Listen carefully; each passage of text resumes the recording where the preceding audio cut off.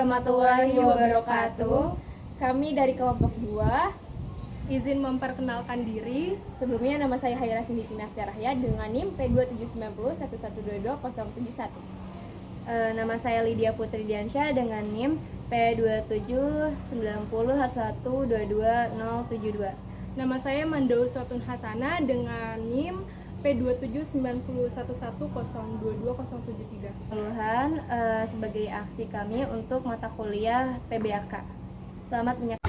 Assalamualaikum warahmatullahi wabarakatuh. Di sini kami dari kelompok 2 akan memenuhi tugas PBAK. Sebelumnya perkenalkan saya Haira Sindiki Nasyarahya. Saya Lydia Putri Diansyah. Saya Mandau Sotun Hasana. Baik, langsung aja di sini kita akan penyuluhan tentang korupsi. Oke, baik. Sebelumnya di sini ada Bapak boleh perkenalkan diri Bapak? Nama saya Riki Junijar, di sini sebagai security. Oke, baik. Nah, di sini kita bertiga dari kelompok 2 ini akan melakukan penyuluhan kepada Bapak Rizky ya. Sebelumnya kita mulai aja. Kita mau nanya dulu nih Bapak, menurut pendapat Bapak apa itu korupsi? Menurut pendapat Bapak ya. Korupsi menurut saya adalah penyalahgunaan uang rakyat untuk kepentingan pribadi dan merugikan banyak orang. Ya betul Bapak. Iya. Oke, di sini kita mau ngasih tahu ya Bapak ya. Korupsi ini memang betul yang Bapak Rizky bilang bahwa merupakan penyalahgunaan uang rakyat ya.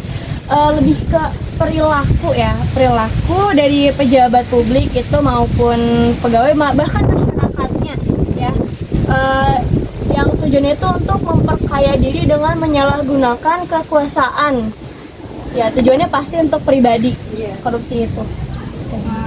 Jadi Bapak, biasanya korupsi ini timbul dari dalam diri kita sendiri, di mana kita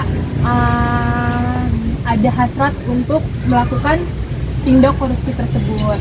Nah, biasanya tuh jenis-jenis korupsi ini biasanya terjadi ada karena korupsi transaktif, yaitu adanya kesepakatan timbal balik antara pemberi dan penerima.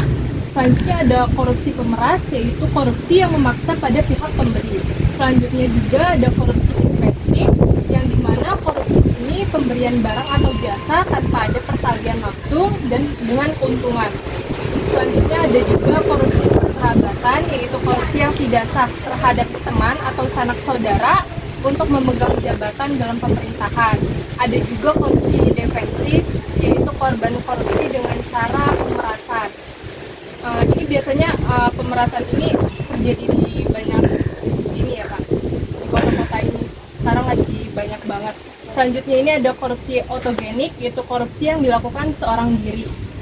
Yang terakhir ini ada korupsi dukungan, yaitu korupsi yang dilakukan untuk memperkuat korupsi yang sudah ada.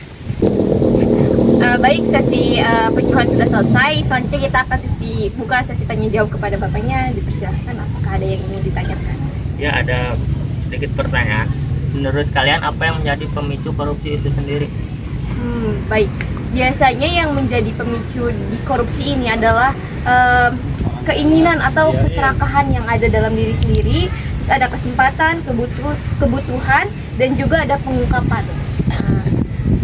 Nah, izin menambahkan juga ya, untuk pemicu juga ada dari faktor internal. Nah, untuk faktor internal sendiri ini adalah ketidaksadaran dan juga ketidakpedulian dan ketidakmandirian. Kenapa? Karena kalau misalnya kita nggak sadar gitu loh, kalau misalnya korupsi ini merupakan perbuatan yang salah, maka kita melakukan gitu korupsi tersebut. Jadi kita tuh butuh kesadaran diri bahwa korupsi ini merupakan hal yang salah, gitu Bapak. Lalu untuk ketidakpedulian ini, nah kenapa orang melakukan korupsi? Karena mereka tuh sadar dan tidak peduli gitu loh dengan masyarakat lainnya bahwa korupsi itu merupakan salah. Jadi mereka ini tuh tidak peduli karena memikirkan diri sendiri, tidak peduli dengan orang lain yang sengsara karena perbuatan mereka ini gitu Bapak. Dan juga untuk ketidakmandirian ini ya dikarenakan mereka yang melakukan korupsi itu ya itu tidak mandiri karena belum bisa diri mereka itu menjadi mandiri, maka mereka itu melakukan perbuatan yang salah gitu.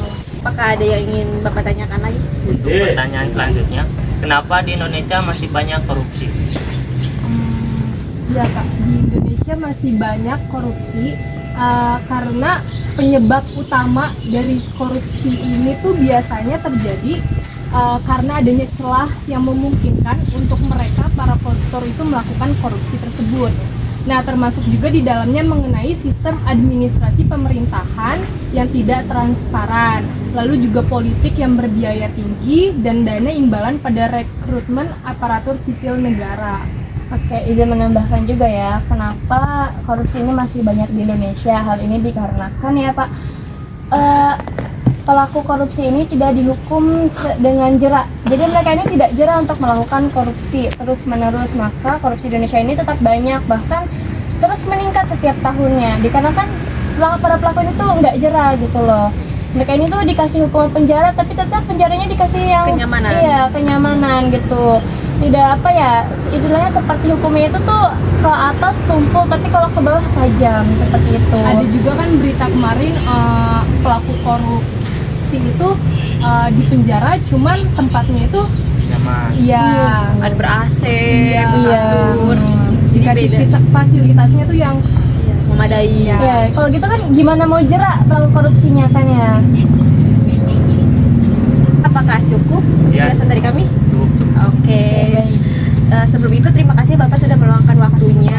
Ya, terima kasih, Bapak. Ya, terima kasih, kami pamit ya Pak ya. Terima kasih Pak. Yuk. Mari Pak. Tahu.